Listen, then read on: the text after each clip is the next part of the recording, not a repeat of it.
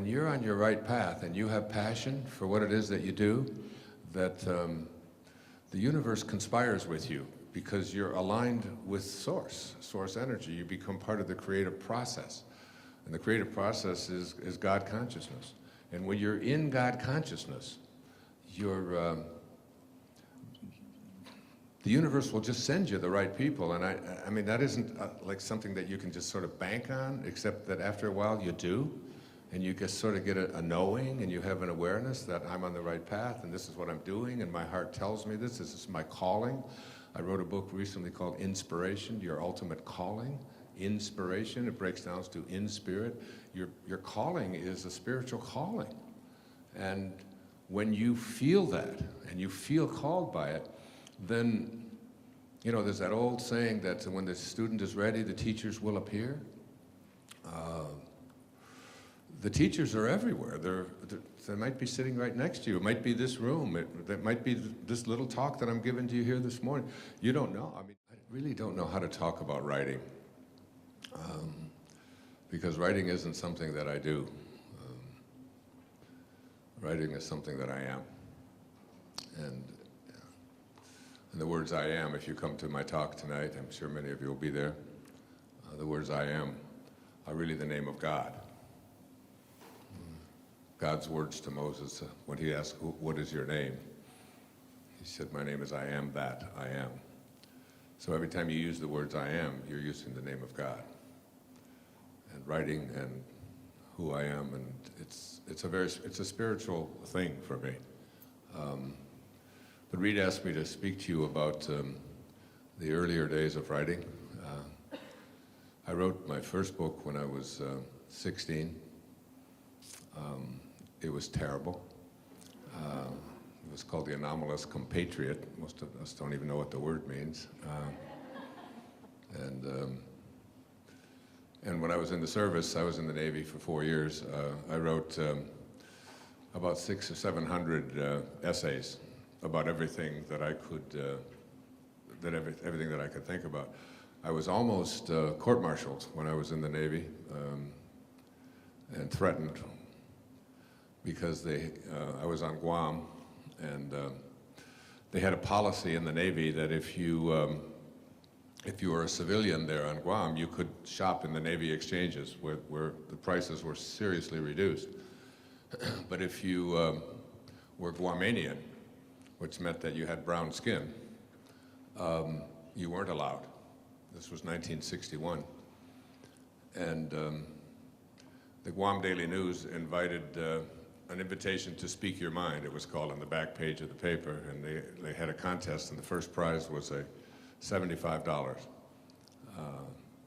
So I entered the contest and won it, which I knew I would. And they published my picture in the Guam Daily News back in 1961. And the commander of the naval forces in the Marianas Islands threatened me with a court-martial because I had violated the chain of command. I hadn't gotten permission to say something about the Navy policy without going through the chain. Well, if I had gone through the chain, I wouldn't have been able to publish it, and we wouldn't be able to get the policy changed. So Joseph Heller wrote a whole book about that called Catch-22. So they called me in and they threatened to have me court-martialed. And that's when I just took my writing, and I wrote a letter to President Kennedy. I wrote a letter to the Detroit Free Press. I wrote a letter to the Detroit News, and showed him the letters. I hadn't sent them, and said, this is going to be, this, because President Kennedy was very big on civil rights and changing things. He was the first president to really, he and his brother, Bobby Kennedy, whose son I was just with up in Rhinebeck last week, were very instrumental in changing a lot of it. I mean, when I was in the Navy, the Navy was segregated.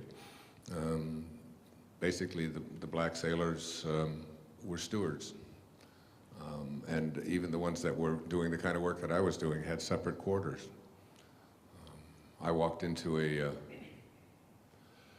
restaurant in Maryland, and I had with my friend Ray Dudley, Rayford Secundus Dudley, who was from Chicago. We were both in the uniform of the United States Navy in Maryland, in Havre de Grace, Maryland. And we were not allowed to eat there because Ray was black. That's not very long ago. I wrote a letter about that to the Chief of Naval Operations, and sort of used my writing as a way of expressing who I am. And having, and we got the policy changed. They saw that I really meant who I was, and I was just a young 21-year-old second-class petty officer in the Navy. But before I left there in June of 1961, they had changed that policy. And they withdrew any charges and gave me an early discharge, which was the nicest thing I could have ever had. And then got out at the age of 22 and went to the university and got my PhD after 8 years, and started writing. I was writing articles and essays. I had a whole series of almost 700 essays that I had written on every subject that you could imagine.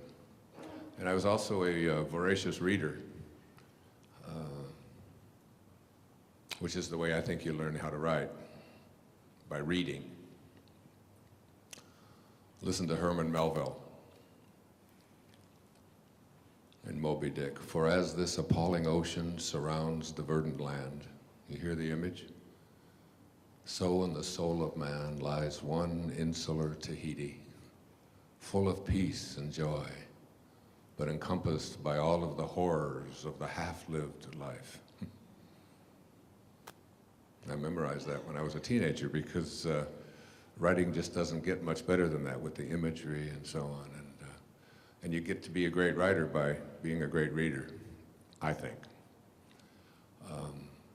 And I wanted to write something. I was writing textbooks. I had written 3 textbooks plus a doctoral dissertation, which is another book. And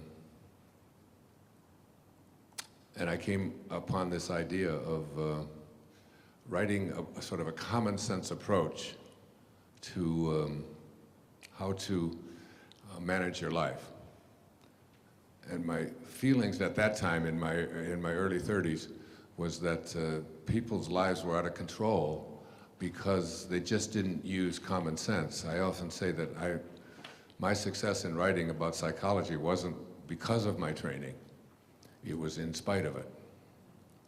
Because I was trained to be a Jungian analyst for a while, and I was trained to get people to go back into their past and examine the kinds of struggles and traumas that they had gone through and overcome them, and then somehow the present will become better if you resolve these things. And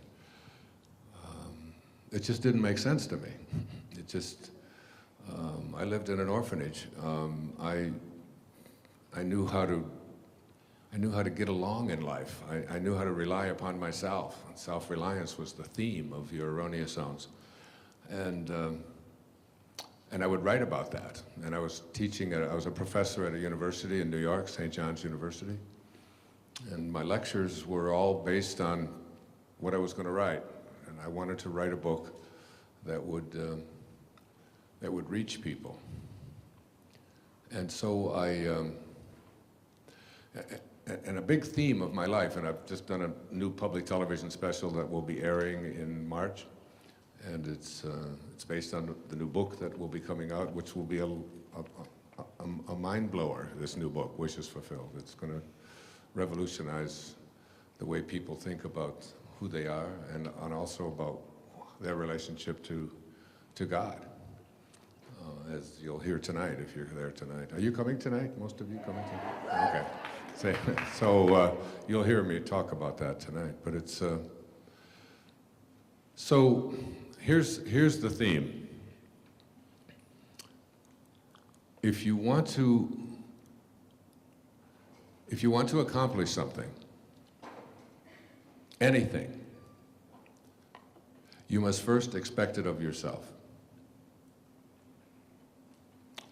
And I mean, if you're writing anything down or if you're tattooing anything to the inner forehead of yours that you can remind yourself of, ask yourself, what do you expect of yourself, you know? And do you expect to be ordinary or do you expect to be extraordinary? Because you've been raised to be ordinary, which isn't bad. Because to get to extraordinary, I think of myself as an extraordinary person and I have extraordinary accomplishments, but my life is very ordinary in many ways. I mean, I have to fill out the forms just like you do, and I have to stop at red lights, and I have 8 kids, all of who, you know, have all of their issues, and I have to obey the rules and get along, and I will die too. You know, I mean, it's like, and I have grandchildren and children that are, you know, that I've devoted my life to being. There's ordinary, but extraordinary encompasses all of ordinary, and then it's the gap between ordinary and extraordinary where I'm speaking to you right now. It's saying, okay, I have filled out the forms, and I've taken care of business, and I've taken care of my family, and I've filled out all of the things that I'm supposed to do, and I'm a good person, a good citizen, and but it's just not enough. Not if you're coming from and I assume that, you know, you wouldn't sign up for something like this, spend the money. Do you pay for this? Do you actually pay to hear read? That hard to believe. Maybe you're beyond help. I don't know.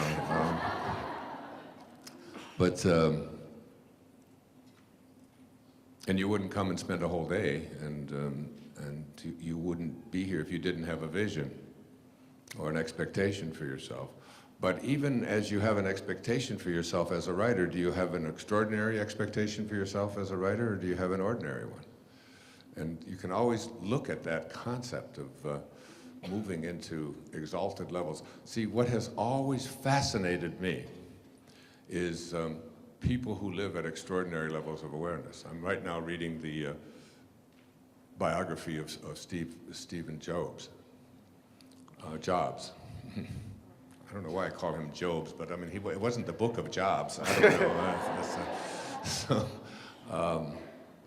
And as weird as he is, and you look at his history, and if you think his is weird, if you knew mine, I've wallowed around in the depths of struggle and weirdness. And I've listened to my own inner voices, and a lot of times they take me in a very different direction than they take other people. But extraordinary consciousness is, and I was deeply and profoundly moved by a man named Abraham Maslow when I was a doctoral student and sought him out. And he talked about self-actualizing people as people who live at a different level of awareness, who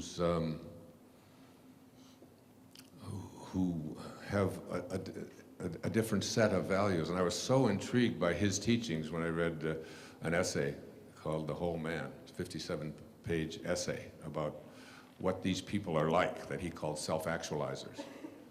And I've written about it myself. I wrote a whole book based on that, about how to raise children on it, called What Do You Really Want for Your Children?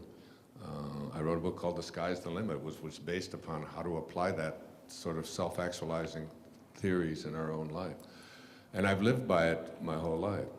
So when I published Your Erroneous Zones, and the interesting thing about Erroneous Zones, which is a book that today has, I'm not sure really, but it's in the neighborhood of 60 million copies out there in 47 languages. I mean, it's in like 5 different languages in India alone. I mean, it's in Chinese and a lot of the countries that it was banned in when it was published, all the communist countries, we had to smuggle the books in. Now it's published in Belarusian and Polish and Bulgarian and so on. And my vision for myself and for this, especially for this book, was all revolved around this idea of writing from a place of where my heart was. I wrote Erroneous Zones from my heart, and speak to you about it now from my heart. And when I finished publishing it, and I went to the publisher, I had an agent, and one of the things I believe is that when you're on your right path and you have passion for what it is that you do, that the universe conspires with you because you're aligned with source energy. You become part of the creative process. And the creative process is God consciousness. And when you're in God consciousness,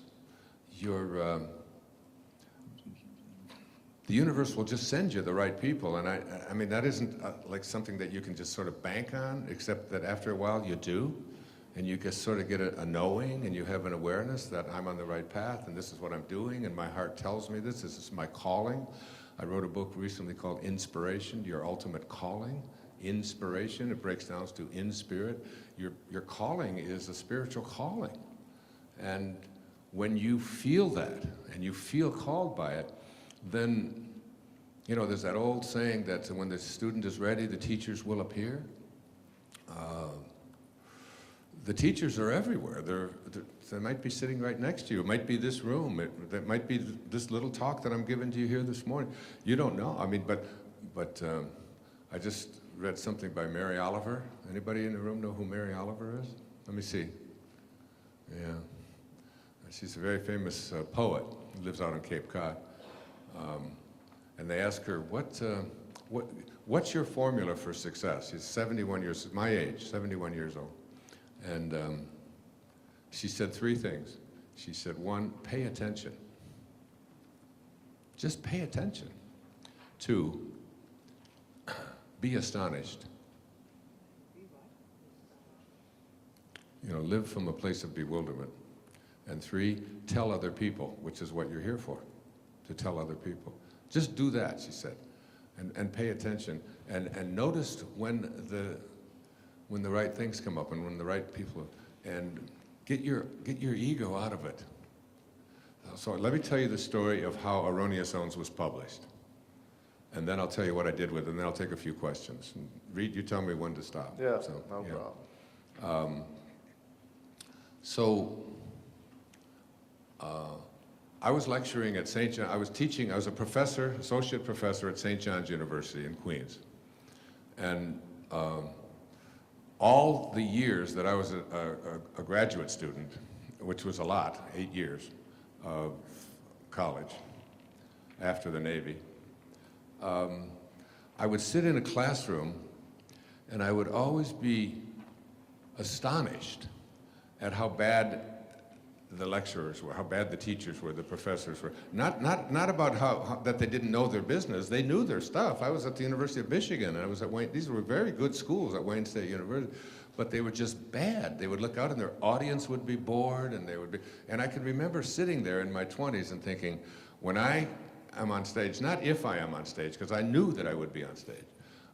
Because I'd already spent 4 years in the Navy, and I was giving lectures on philosophy, epistemology, things like that over there on Guam. I mean, I was a very different kind of sailor than they had encountered.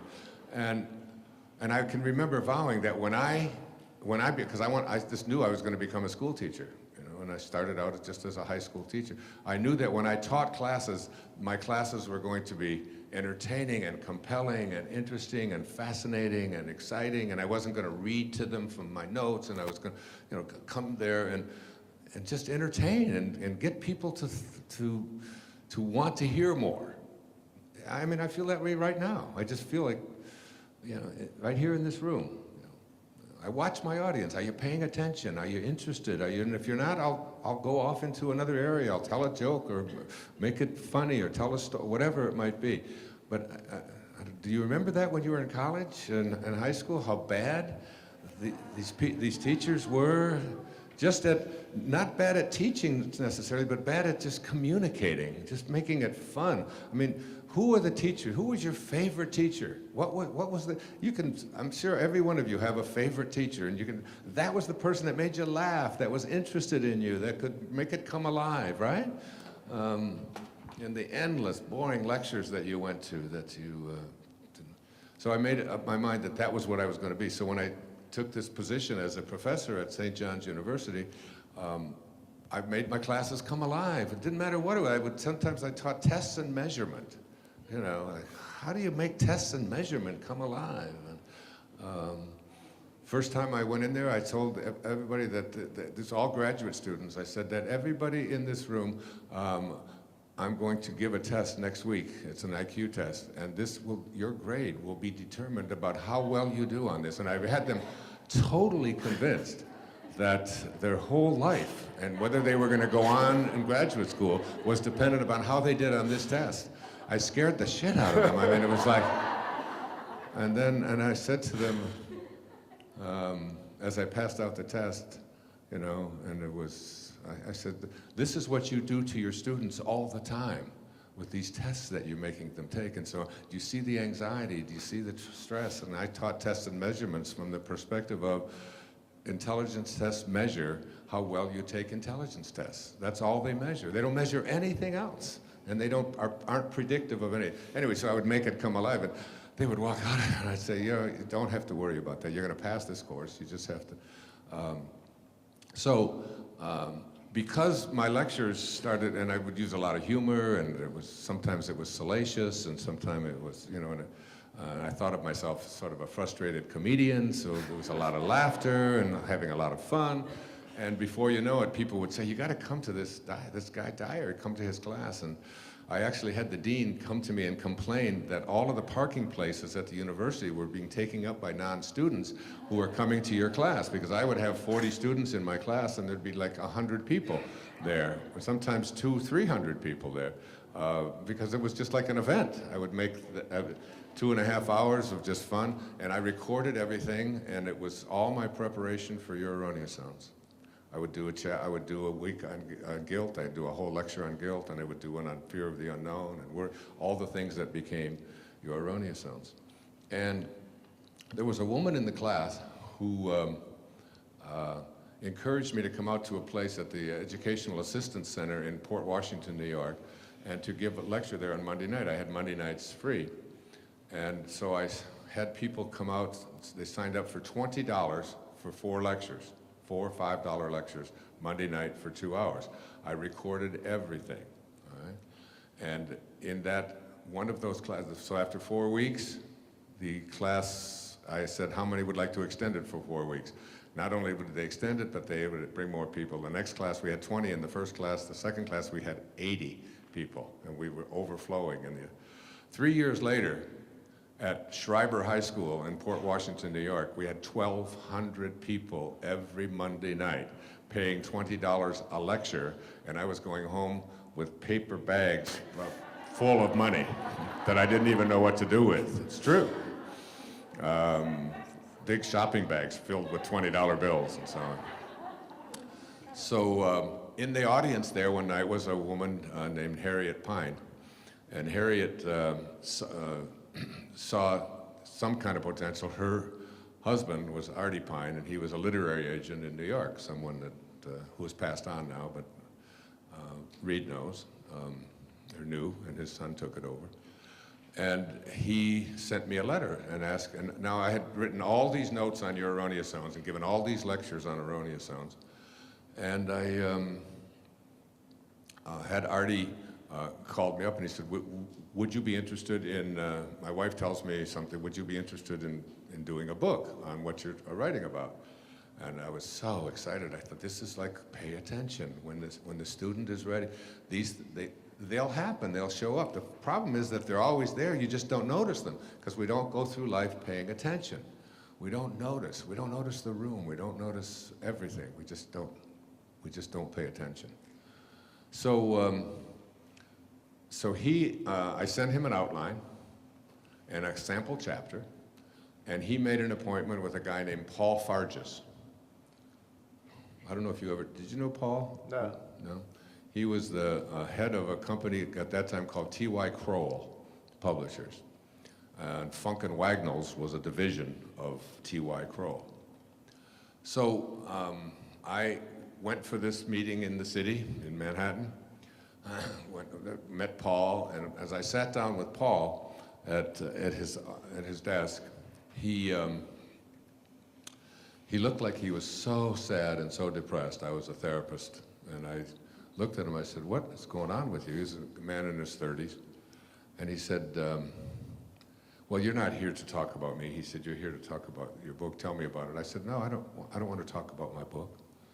I said, we can do that anytime. I said, what's going on with you?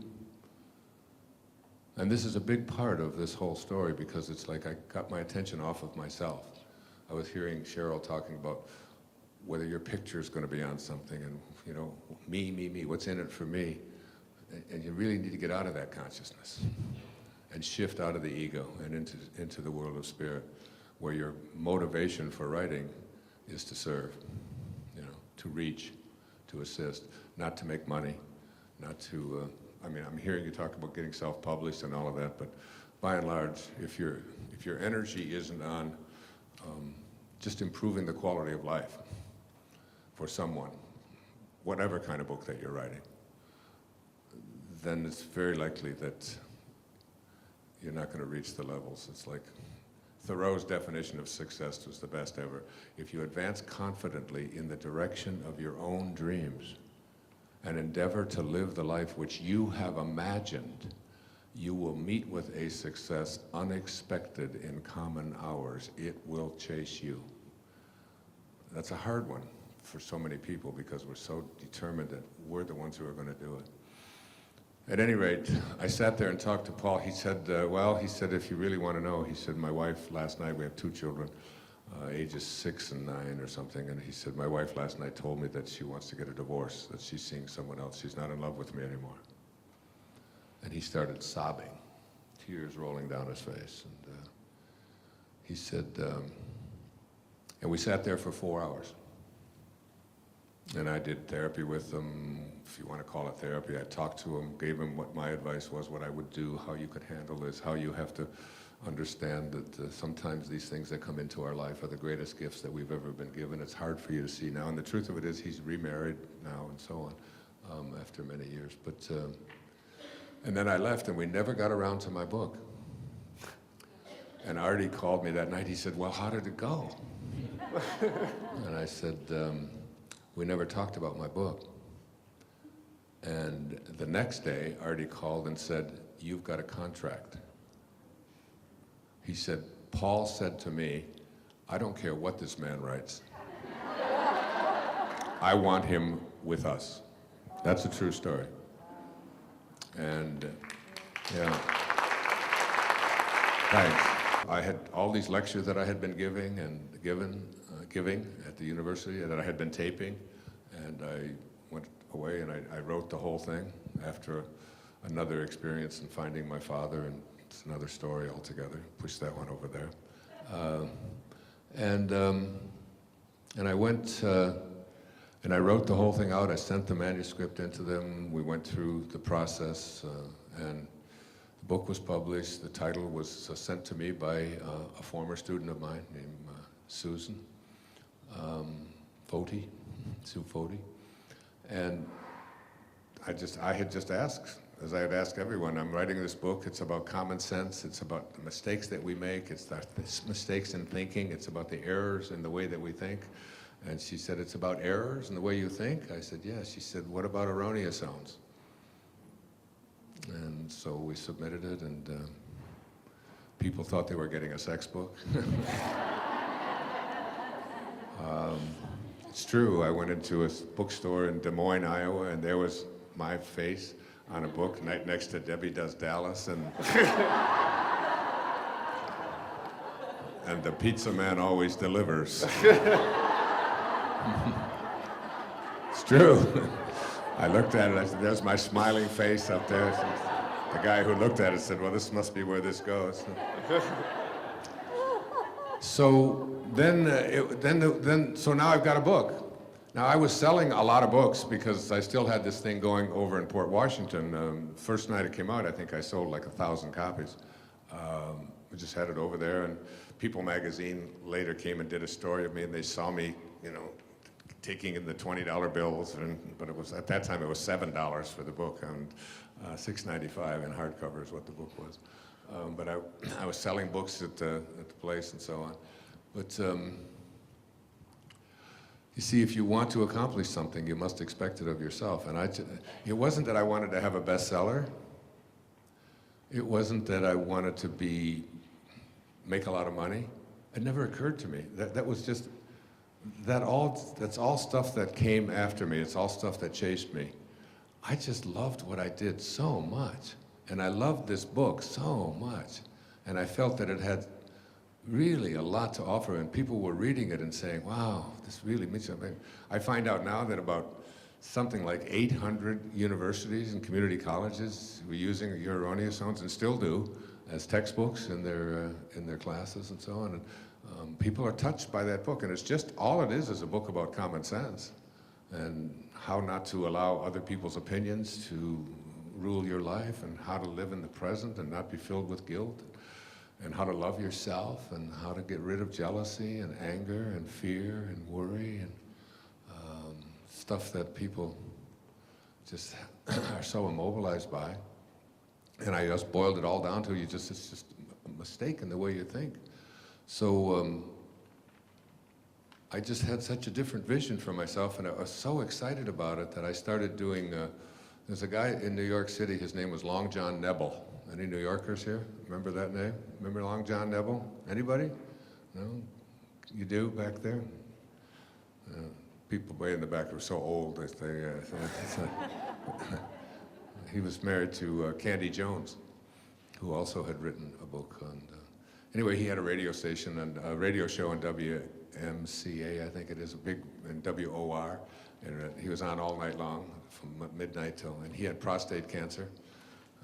And he had to sit on one of those like inner tube things because he had had surgery and so on. And he would have me come in, and I would sit there and talk to him, but he had to get up and walk around, and he would leave. Sometimes he'd leave for like a whole hour and just walk around. Literally, he would, and I would just do the show, because very few commercials late at night on that. And the next day, you couldn't find my book anywhere, and I just kept coming back and doing that, and doing radio shows, and it got so exciting. And I contacted every radio show. The first radio station I ever did was in West Babylon, New York, WBAL, some little 15-minute radio show. So I would call the publisher and find out, always want to know, how's the book doing? How's the book doing? And they'd say, well, you know, they had what we call a list mentality. You know, 3 months it'll be on this list, and then we'll go on to the next list of books and so on. But I didn't have that expectation for myself. I had an expectation, this was too good to just be out there for 3 months and then to be put on the back shelf and become something that you know, people forget about. So I said, when are you going to print a second printing? And they said, well, we have to sell the first printing first, and you're very unknown, nobody knows who you are.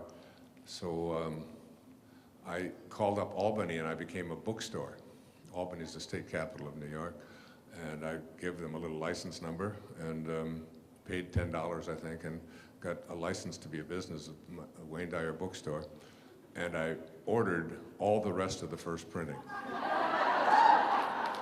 I did. And I had them shipped to the garage in the house that I was living out in West Babylon at that time. And then, I called them up, and the guy's name was Lou. And Lou, I said to Lou, so just check on how the first printing is doing. He said, look, you were just called last week. I said, yeah, but maybe and he said, all right, okay. And he called, he's, holy shit. He said, this book is selling. He said, we're going to have to do a second printing. I said, okay. So they did a second printing. First printing, I think, was 2,500 books. Second printing, I think, was like 3,500 books. And I ordered those too. I bought those up as well.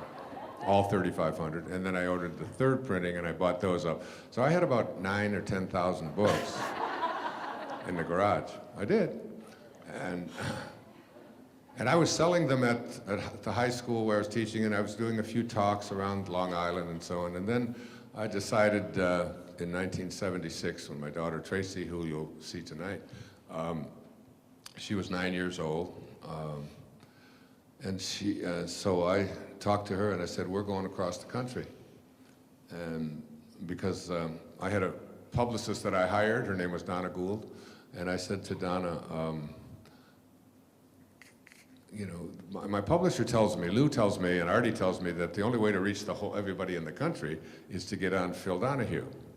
And if you can't get on Phil Donahue's show, then you've got to get on The Tonight Show. And if you can't get on The Tonight Show, you've got to, you know, do the Mike Douglas show. And if you can't get Mike Douglas, you know, there was all these different shows that were on there. And that's the only way you could reach everybody. At that time, those were the only syndicated shows. And I said, well, Donna would call them and call them and call them, send them books. And finally, they just said, look, we don't even want to hear the name Wayne Dyer again. So I just made the decision that there's another way to reach everybody in America. It takes a little longer. It's not quite as easy as going on Oprah, as Cheryl did. So I packed all of these books in my car and began to distribute them myself. And I would go I couldn't get in on any markets in the large cities, but if you go to a small city, like instead of going to Cincinnati, you could go to Columbus. And in Columbus, they'll put you on the radio if you've got a new avocado dip. You know, it's like, they got and I literally would go and find out, there was Little Professor. Do they still have Little Professor bookstores? No? Well, they did at that time. And I would go to the Little Professor bookstore, and I would go in, it's absolutely true, and I would ask them if they would put my book in their stores, and on consignment. And if you sell them, you can pay for them. If you don't, just ship them back, and I'll pay the cost. And then I would have my wife at the time, and she would call. She was really good at different accents, and when I was on the radio, she would call these bookstores using the accent. When I think about what I did now, it's like, I don't know if this is even legal. But she would do it in a Swedish accent, and then she'd do it in a German accent, and then she'd do it in a French. She spoke French. She spoke like 5 languages, and she would call these different bookstores. Aronius, some kind of zones. This man's talking. What is this book? I must have this book. And then the next day, I would go back to all of these bookstores. There were like 4 or 5 of them, and Columbus was one of the cities I did this in. And I'd say, how are you doing? And they'd say, oh my God, we've had so many calls. Can you leave us some more books? It's a true story. And they would be getting calls as well. And then I would move on to the next city and to the next city. And then we went all the way across the country.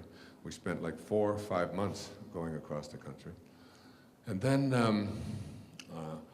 a friend of mine named Howard, who's now a friend of mine, named Howard Papish, was in New York, and he had heard on one of the radio shows that I was doing in New York, because I was on the radio every day. I would book myself on all of these. You know, New York City has so many radio stations, and each little community has a radio station, and I would go on there any opportunity that I had to talk about it, and I never thought about selling books. I mean, it wasn't like I'm going to make money and all that. I just really wanted people. I don't know, I was just basking in the fun and the joy of how exciting all of this was. I met this little short, heavy-set black woman in Baltimore named Oprah Winfrey, who was 22 years old, I think, doing a show called People Are Talking. And she just took a liking to me, and I did her show in Baltimore every time they had a ratings period, February, she would call, and this is my favorite author in the world, and you know, and she would invite me to come over and have dinner with her, and it was like, it was a very interesting time. But I'll just tell you this one story, and then we'll take a few questions.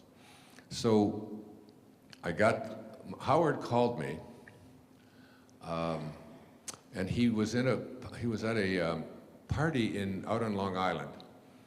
What's that Tony place out on Long Island, the real fancy? The Hamptons, yeah. He was at some kind of a party out there at the Hamptons. And somebody there at the party was talking about this book with a weird title called Your Erroneous Zones. And they gave it to him, they handed it to him. And they said to him, read this book. And someone else had handed him another book. And so he had these two books, and he got on a plane to fly, and he was the talent coordinator for The Tonight Show. And so he got on the plane, and he had to decide between reading this one that that woman was raving about and another book. It was a book about being hit by lightning, I think, and having your guts ripped out of you. So I think Cheryl Richardson wrote it, I think. I don't know. Anyway, so he picked Erroneous Zones. When you advance confidently in the direction of your own dreams, when you have an expectation for yourself. So he read, all the way up to Los Angeles, he read this book, and he's a gay man who has come out since then, but he was married at the time to a woman, and he was like in deep struggle with this whole thing about. It's interesting because I just saw the most fabulous movie that was made in 2004. I bought it just yesterday. I want to see it again and again. It's called De Lovely. If you haven't seen it, watch it. It's the story of Cole Porter, who was a gay man in a marriage. And it just hit me that it was such a beautiful, beautiful film, and some of the greatest music ever written by this man in his turmoil. But anyway, so Howard read the book, and he was so taken by it that he went to Johnny Carson. Now, I had no national publicity at all. I had only been doing these local shows in all the different. Instead of going to Seattle, I would go to Tacoma, and in Tacoma, somebody would know somebody in Seattle, and my daughter and I and my wife, we spent months and months and months just on the road, distributing books, having them shipped, and so on. Then Howard reads the manuscript, goes to Johnny Carson and said, this guy, he's just really got something here. Would you be interested in having him on the show? With Freddie DeCordova, who was the producer of the show. And they said, well, have him come out and we'll do a pre-interview with him. So they flew me out there on a Wednesday, and I flew out. By this time I was back in Michigan, and they called. Howard called me and said, "We'll fly you out there if you'd like to do a pre-interview." So I went in there and I did the pre-interview, and then I flew back. And the next day, they called me and they said, "Johnny said that he would like to have you. He'll have you on the show." And this is the biggest break there ever was, you know. So I went out there, and instead of being on with Johnny, I was on a Monday night, the following Monday night. I was on with a guy named Shecky Green, who's a Las Vegas comedian. And Shecky and I got on the show, and we just hit it off. I was kibitzing with him, having fun with him, you know. We did a little arm wrestling thing, and we were talking. It was just, he's a very funny man. And at that time, Johnny didn't really host the show. He didn't do the show on Monday or Tuesday. He was only doing it 3 days a week. So Shecky just loved it, and we did 2 segments and promoted the book, and I was so excited, told everybody I'm going to be on the Tonight Show, this is going to be great. First guest I was on with was, the first guest on the show that night was Steve Allen, someone I had been watching since I was a little boy, and had always said that when I talked to Steve Allen, I mean, this is all stuff I knew when I was a kid, truly. But that's another story. So we do the show, and it's Monday night, and I fly all the way back to Michigan to pick up my car and stay on with the journey. And I get a call from when I was at the airport. They said, this is the first time in the history of The Tonight Show that the show has been preempted. It was the Republican National Convention in Kansas City, Missouri, and what's the guy's name? The Republican guy who was wounded in the war, had the withered arm. Bob Dole. So Bob Dole gave the keynote address that night on the Republican National Convention on Monday night, and he went over, and they stayed with it, and NBC stayed with it, so they preempted the show. So everybody that I had told that I was on The Tonight Show, it turns out I wasn't on The Tonight Show. It had never happened before.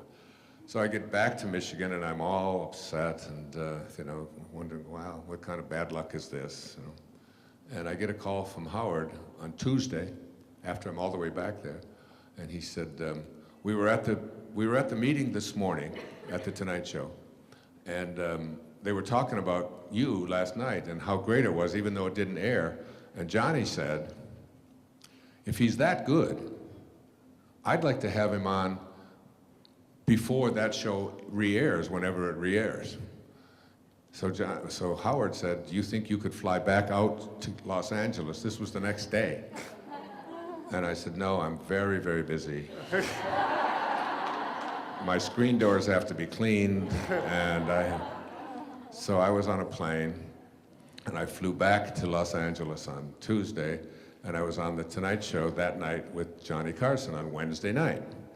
Well, Johnny ran over that night, as he often did. This is when the Tonight Show was 90 minutes long. And there was an author spot at that time. So Johnny ran over, and we only had about 4 or 5 minutes, but it's still national television. First time I was on, the book went flying. But Johnny said to me on the show, as the show ended, he said, I'm really sorry, and I don't like to do this, and this is your first time out here. He said, would you be willing to stay over and do the show on Friday? And I'll have you on again. And I said, my daughter's got a soccer game.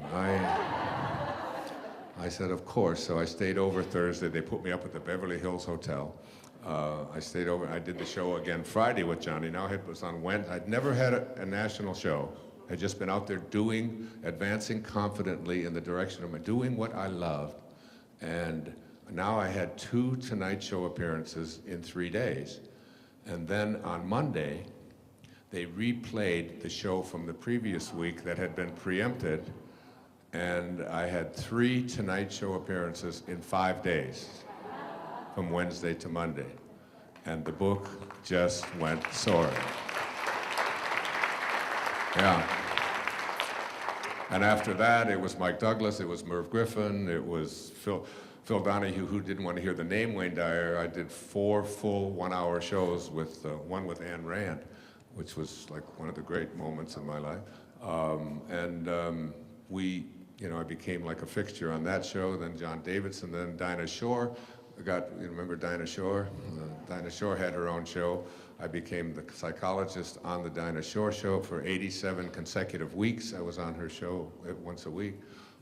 And it just went on and on and on. And all it boils down to is like advancing confidently in the direction of your own dreams and endeavoring to live the life which you imagine, which you're filled with joy, and success will chase after you. It will chase after you. You just keep following, and you're not doing it so that you'll make money and be famous and get on the New York Times bestseller list. All of those things are just bonuses that come from you fulfilling your dharma, living an inspired life, and not being willing to take no. And it's still going. That was 1976. That was over 40 years ago. And we're still doing it. People still come, and tonight there'll be about 2,500 people there. I got 8 kids that don't listen to anything I say. And now everybody wants to hear everything I say. And we have a new PBS show coming out in the fall. So that's basically, it's just in that knowing. And the truth of it is, Reed Tracy and I are like brothers, or I always say, I just never know. One day you're my brother, the next day I'm your father, the next day you're my father.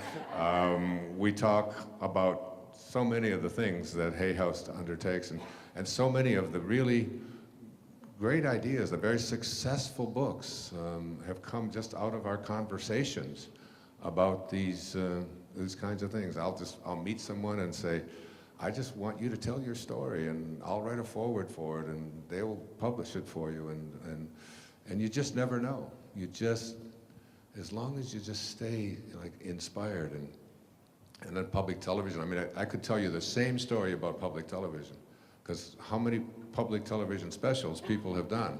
So many people have done them, and they only last one time, one pledge period, March, maybe again in August and so on. But I did it totally different with PBS. Reed and I and Luis, we put up the money for the first PBS show ourselves. And then I said, I will visit every station in the United States. And I've made, I thought it was 176, but Nikki told me it's over 200.